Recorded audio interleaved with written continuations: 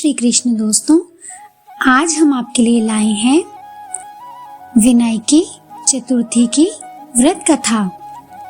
श्री गणेश चतुर्थी व्रत की पौराणिक कथा के अनुसार एक बार भगवान शिव तथा माता पार्वती नर्मदा नदी के किनारे बैठे थे। वहां माता पार्वती ने भगवान शिव से समय व्यतीत करने के लिए चौपड़ पासा खेलने को कहा। शिव चौपड़ पासा खेलने के लिए तैयार हो गए, परंतु इस खेल में जीत हार का फैसला कौन करेगा, यह प्रश्न उनके समक्ष उठा।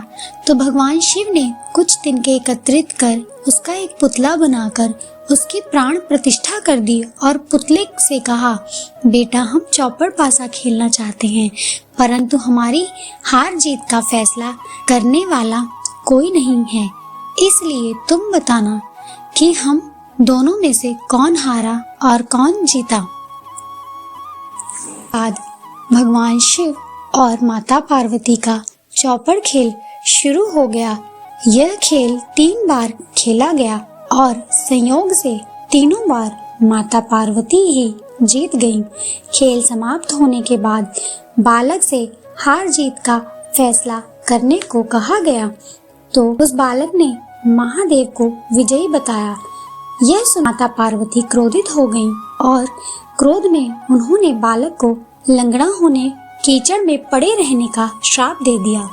बालक ने माता पार्वती से माफी मांगी और कहा कि यह मुझसे अज्ञानतावश हुआ है, मैंने किसी द्वेष भाव में ऐसा नहीं किया।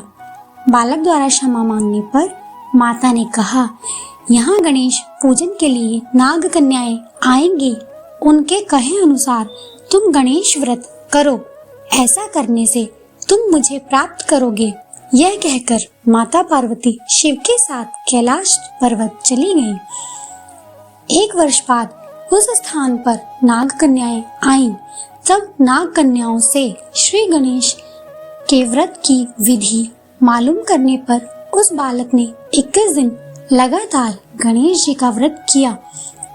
उसकी श्रद्धा से गणेश जी प्रसन्न हुए। उन्होंने बालक को मनोवांछित फल मांगने को कहा। उस पर उस बालक ने कहा, हे विनायक, मुझ में इतनी शक्ति दीजिए कि मैं अपने पैरों से चलकर अपने माता पिता के साथ कैलाश पर्वत पर पहुंच सकूं और वे यह देख प्रसन्न हों। तब बालक को वरदान देकर श्री गणेश अंतर ध्यान हो गए। इसके बाद वह बालक कैलाश पर्वत पर पहुंच गया और कैलाश पर्वत पर पहुंचने की अपनी कथा उसने भगवान शिव को सुनाई। चौपड़ वाले दिन से माता पार्वती शिव जी से विमुख हो गई थीं। अतः देवी के रुष्ट होने पर भगवान शिव ने भी बालक के बताए अनुसार 21 दिनों तक श्री गणेश का व्रत किया।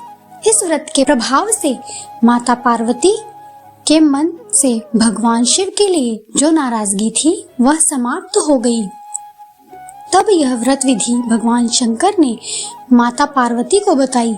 यह सुनकर माता पार्वती के मन में भी अपने पुत्र कार्तिकेय से मिलने की इच्छा जागृत हुई। तब माता पार्वती ने भी 21 दिन तक श्री गणेश का व्रत किया तथा दुर्वा फूल लड्डुओं से गणेश जी का पूजन अर्चन किया। व्रत के 21वें दिन कार्तिकेय माता पार्वती जी से आ मिले। उस दिन से श्री गणेश चतुर्थी का यह व्रत समस्त मनोकामनाओं की पूर्ति करने वाला व्रत माना जाता है। इस व्रत को करने से मनुष्य के सारे कष्ट दूर होकर मनुष्य को समस्त सुख सुविधाएं प्राप्त होती हैं। बोलिए जय श्री गणेश।